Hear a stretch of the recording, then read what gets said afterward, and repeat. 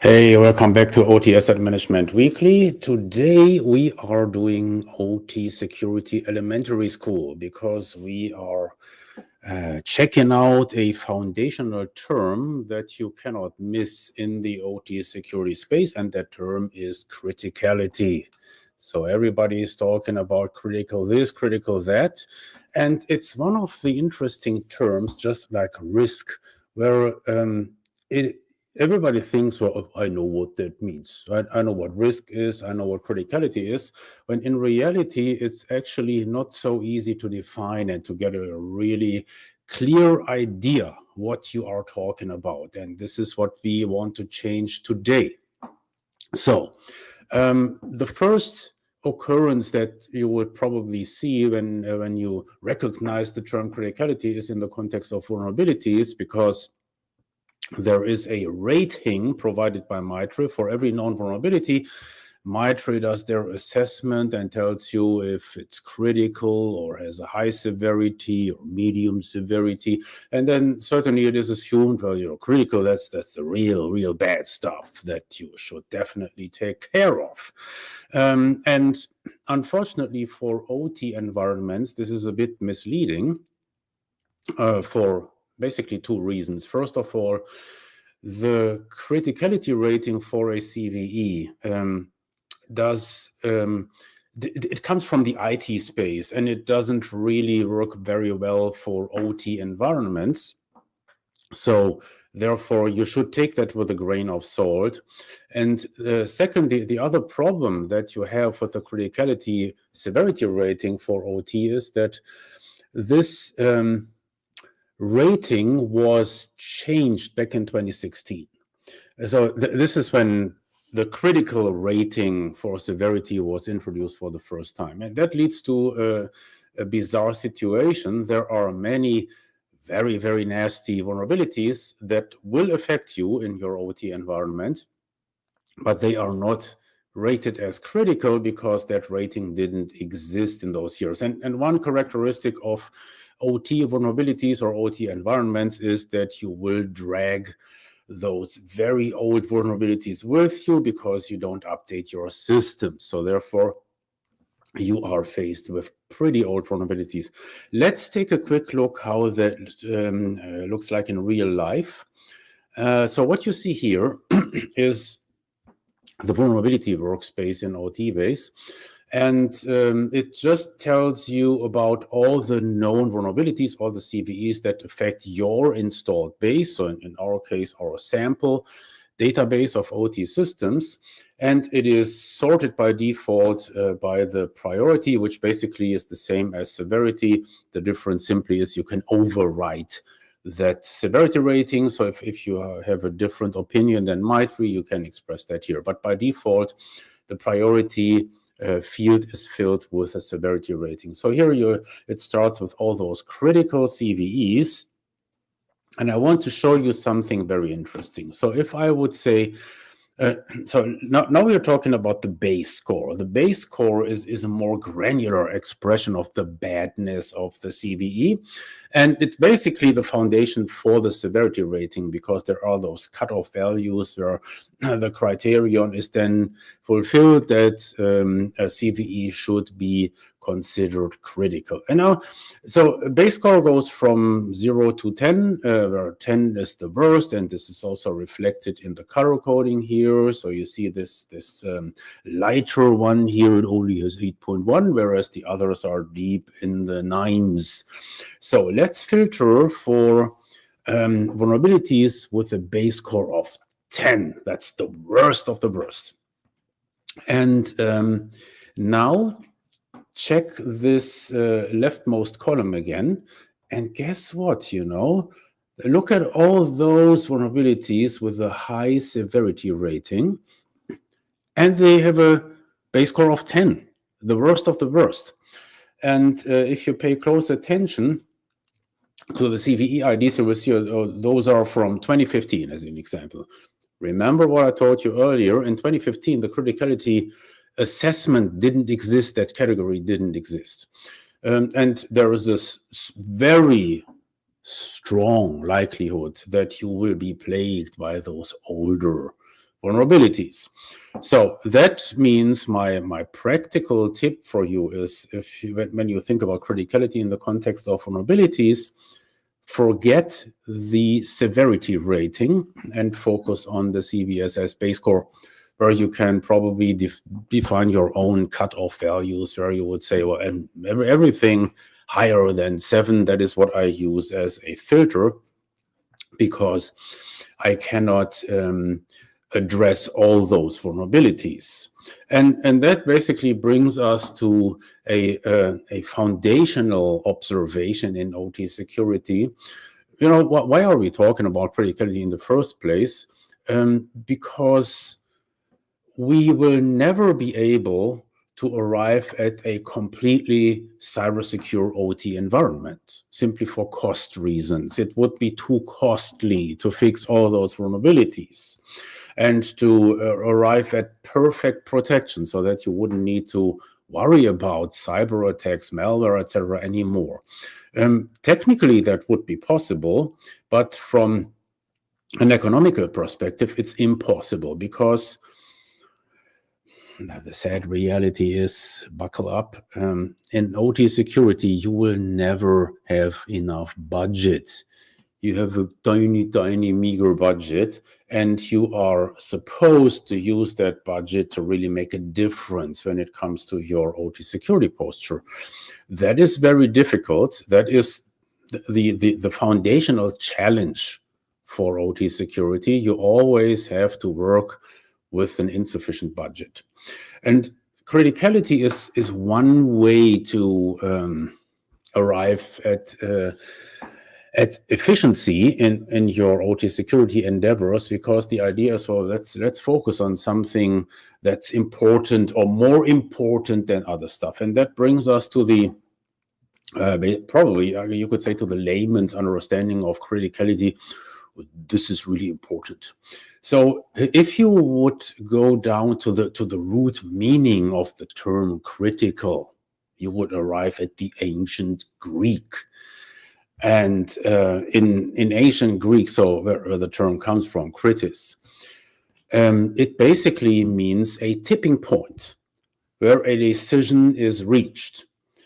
And for that reason, the term is also used, for example, in, well, this is a movie critic, and he does criticism for movies, or this is a restaurant critic. And the underlying theme here is, at the end of the critic or of the crisis, it's the same word stem, a decision is made. So the movie critic will tell you, is this movie any good or is it not? And in the same manner, the term criticality, as it is used in cybersecurity, also suggests, well, this is the really important stuff that you should absolutely focus on. You can probably forget about the rest, but for the critical stuff, you should take care of that. Now, and that's the reason why you see many OT security programs and efforts in the so-called critical infrastructure. What does that mean? A critical infrastructure basically means if that infrastructure is compromised or malfunctions, then shit will go down. Then, you know, society will have difficulties to continue functioning. So when you think about critical infrastructure, you're usually talking about the utilities such as water, electricity, transportation, pipelines, etc.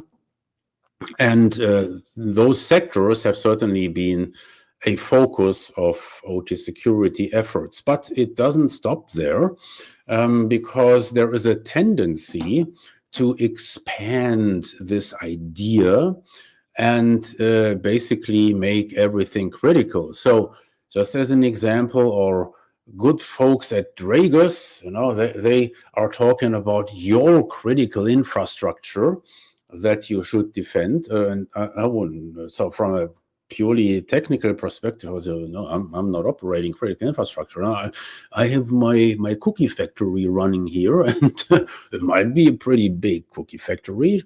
Don't get me wrong, but what is my critical infrastructure?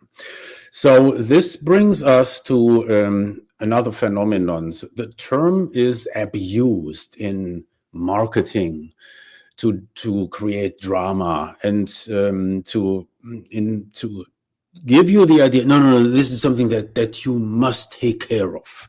Absolutely, because otherwise shit will go down. And so certainly you cannot have that happening. Therefore, you must act. But before we go any deeper, and we will go deeper, we will go very deep today, let me also point out that even what used to be pretty well defined, the critical infrastructure, like water and electricity, that is more and more softened up. So just as an example, which I found very funny, in Germany, where now the government also is stepping in with more regulation for the critical infrastructure, they have labeled, or they have identified so all the sectors or the members of what they consider critical infrastructure, and those sectors then have to step up their cybersecurity game, which probably could think, oh, in principle, that's a good idea. But here's the funny thing: if you look at the details, what they consider critical infrastructure these days, and I was surprised. So just recently, I found out, one of our customers in Germany, a brewery, they're now also labeled critical infrastructure. Well, you could just take that on a humorous note. Say, oh, okay, I got it. So for Germans, breweries are critical infrastructure because if you cannot have your beer anymore, you're in deep shit, right? So you must assure a reliable supply of beer.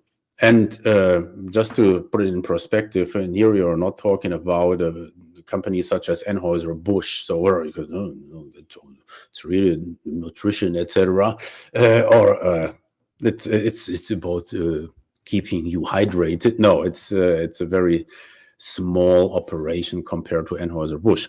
So that is my point is that doesn't have that clear meaning that it used to have in the past when you think about the critical infrastructure. But let's go a little bit deeper. So when you think about critical assets, we are no longer talking about vulnerabilities. We're now focusing on critical assets. What defines a critical device or a critical system that you would have to protect at all costs against those hackers from Iran and China or Russia or the usual suspects? What is the defining characteristic? Well, you would certainly start to think about if this thing goes down, if there is a malfunction, then we're really in dire straits. And how would you be able to figure that out? And this is a serious question. So this is not just to make a point. This is the more you think about it, you will actually that's not trivial to figure out which devices or which systems are critical. And so it's interesting in a way because it seems to be a no-brainer, especially when you consider major threads in the OT security discussion, such as consequence-informed engineering, consequence-driven cybersecurity. You will have most likely heard those ideas, and it seems like a no-brainer. But when you go deeper, you discover, no, actually, it's not so easy. And you would probably start with pointing to safety systems. Yeah, rightly so, because anytime, just for the IT guys, safety is all about a risk to life and limb. So that's a very clear, very well-defined terminology in OT, and there are a ton of regulations and concepts around it. So it's basically a science in its own right. So for safety, everybody will agree those are critical, because if those systems malfunction, then there might be risk to life and limb. However, when it comes to OT security for those systems, you will find that those systems, by and large, are very, very difficult to attack. So in theory, the risk is there. And certainly if you completely fail to do your due care, as we have seen in the Triconex attack, because you just put the safety system in the regular production network, and your DMZ is just a DMZ by name, so you can't reverse that. Obviously, that's a very bad mistake. However, what you can take away from the Triconex attack, the attack was not successful. Well, you can make the point, well, because the attackers were morons, because they were experimenting with their attack code on the actual triple redundant safety PLC, and that is just nonsense. So you are bound to fail. So I would say, in my opinion, safety, certainly in principle everybody agrees, but in reality it's not a practical problem. Most of those safety systems are protected fairly well. But now let's think about an area that gets much more difficult. So when you think about cost of consequence and beyond safety, so when could the cost of consequence be very, very high, like the tipping point where the whole company could face bankruptcy? I tell you where. So usually that's not associated with one particular device or one particular system. The problem is that you need to analyze potential ripple effects and dependencies. So this is where it becomes really, really difficult, because those dependencies are usually not very well documented, and they might not even be obvious. And that's the reason why in OTbase, as an example, we have a specific modeling capability that allows your process engineers to actually identify those procedure or process dependencies. Now, the problem is, while that's a very solid approach, then you need those other stakeholders. They need to contribute their knowledge, etc. Because again, that is not documented very well already, so you don't have a good starting point. But this is an exercise that you would need to go through in order to identify those dependencies and those potential ripple effects. So basically, when you think about criticality or the cost of consequence, there are basically two issues that you should keep in mind.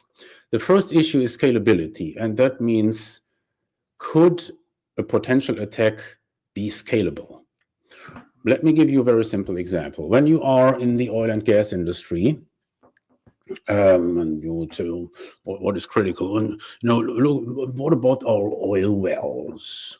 Oh, no, that's not critical. Why? Well, because we have hundreds of oil wells, and if that oil well goes down due to a cyber attack, some kind of malfunction of those PLCs which control the pumps or whatever, the valves, right? Not a big deal. So what you should consider is, what if 300 of your oil wells go down all at once? Then it looks different. And certainly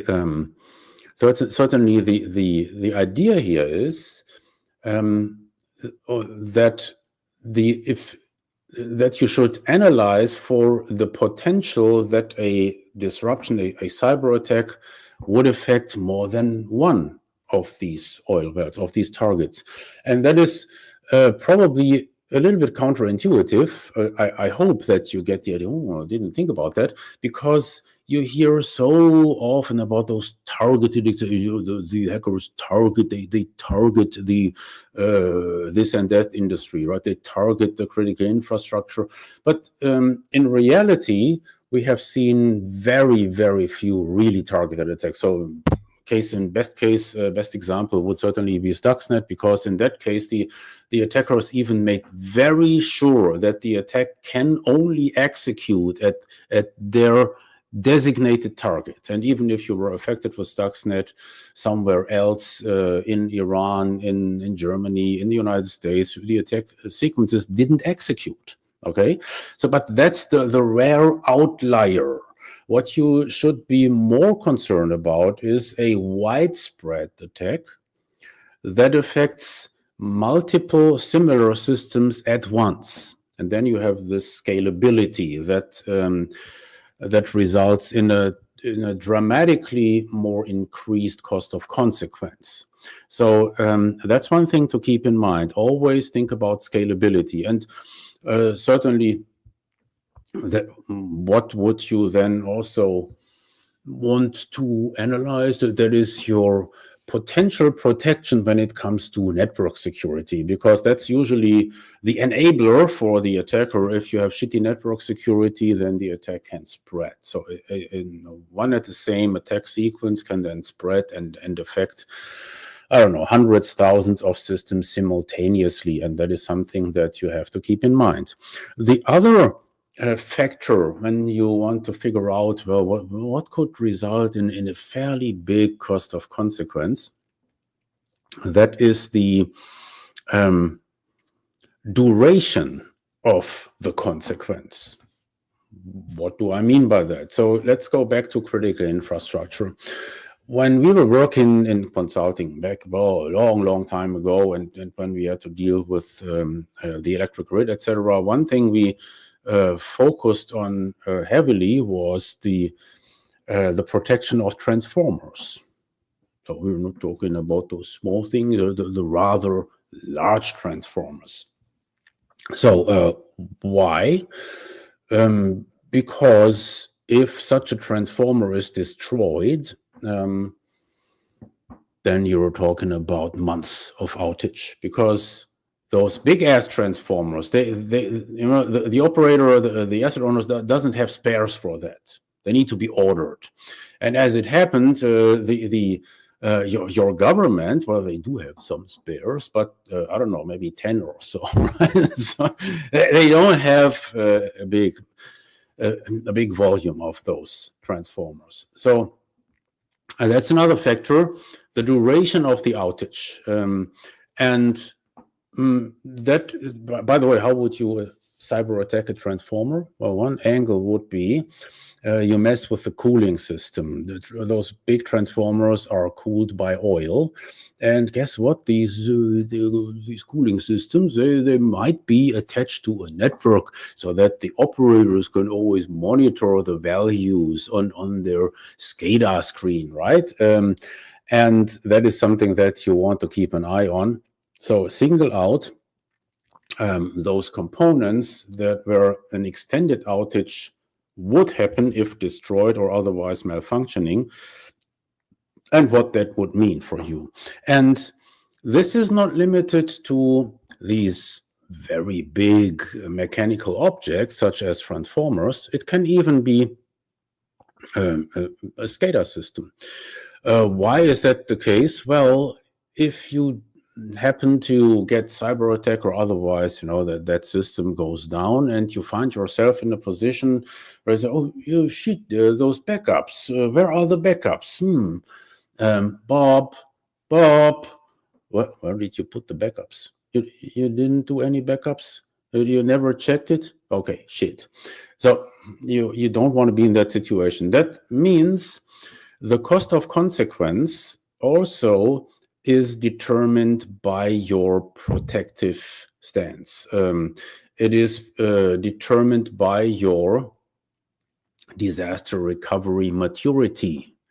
And that is unfortunately an area that is totally underestimated by a vast majority of asset owners. They don't invest nearly enough in disaster recovery because it's not sexy. Well, everybody is talking about the hackers and the threat intelligence. You need to do the threat detection. Well, the threat detection will not protect you guys.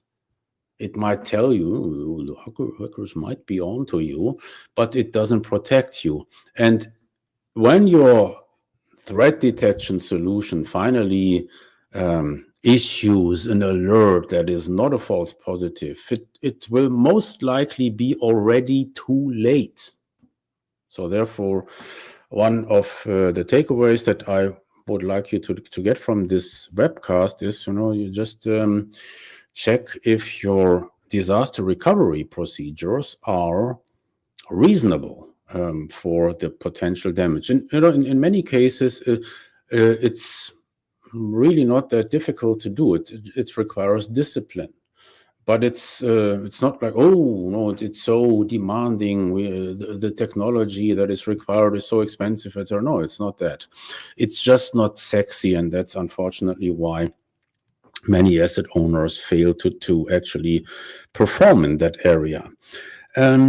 So the other thing that I would like to point out is, let's just assume you have use those different angles to identify your critical systems, etc. It's very difficult, and for another couple of reasons. First, how do you express criticality? But guess what? There is no standard. There is no like ISA blah blah blah standard or IEC that tells you how to express the criticality of a system. Most people have in their head, I could say, that's critical, and then that other thing that's highly critical. And sometimes you see that in use, those nomenclatures, if you will. But the reality is they are basically made up.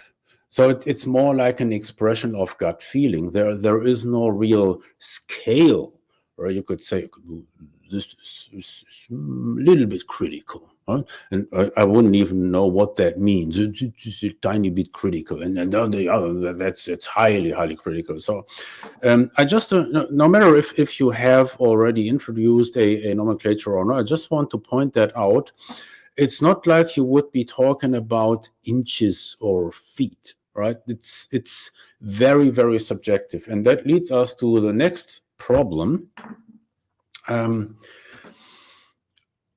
Do you think that your coworker, John, who works in that other facility in Asia, that he will use the same criteria to arrive at his criticality rating than you do working in the Wisconsin plant? I think that is highly questionable. Because, as I said, to begin with, it's a difficult problem to solve. How do you actually introduce a rating? And then you can certainly stretch it all the way to the limit and ask you, well, what is a non-critical system? And I mean that in all seriousness, because I remember a long, long time ago when we did an risk assessment for a nuclear power plant, and we were certainly also bringing up the idea, well, what are your critical systems beyond the safety systems?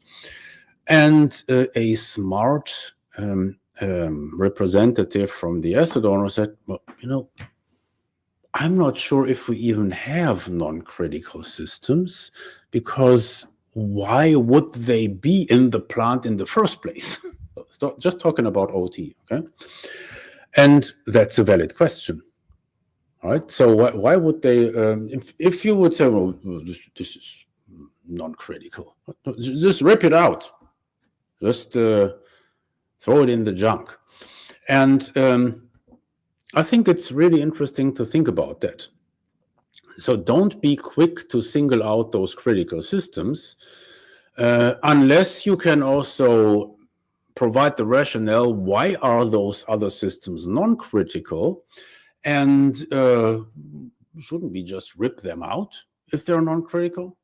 I think that's a very interesting thought exercise that I urge you to go through.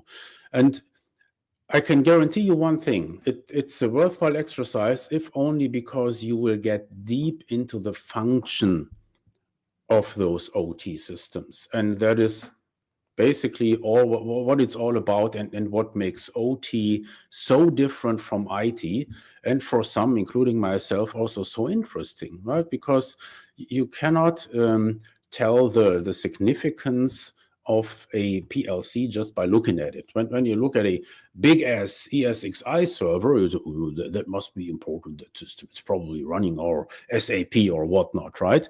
But for a PLC, you couldn't tell. So you must go deep into a functional analysis of what that thing actually does. And that requires a lot of discussions with your peers from the process side. And it requires a sophisticated tool that allows you to actually model those dependencies. And that is one area that we offer in OTbase.